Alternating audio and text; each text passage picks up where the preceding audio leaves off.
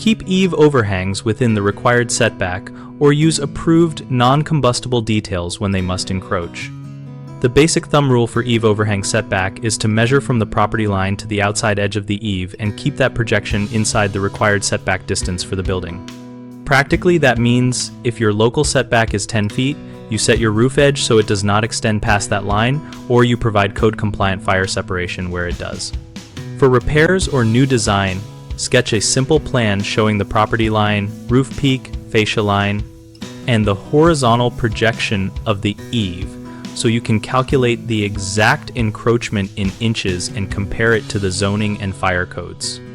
Use non-combustible soffit materials and swift fire-resistive assemblies such as cement board or metal where minor encroachments are unavoidable, and seal all joints and vents to reduce flame transfer.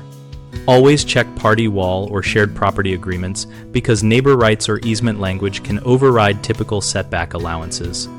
If the desired overhang will still encroach after exploring materials and details, apply for a variance with scaled drawings and a fire safety narrative that shows how you mitigate increased risk. Common issues include assuming roof lines are exempt from setbacks, which often leads to citations. Resolve that by confirming setback language in local zoning and measuring to the extreme edge of the eave. Another frequent problem is using combustible soffits when the eave projects into a required separation zone. Correct this by specifying non-combustible soffit, continuous fire stops, and closing off attic and soffit vents adjacent to the property line.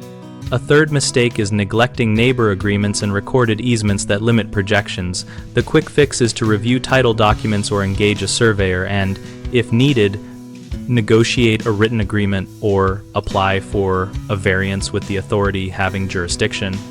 We run bighomeprojects.com to connect homeowners with local contractors and provide a community for discussing project specifics like eave setbacks and material choices with others who have done similar work.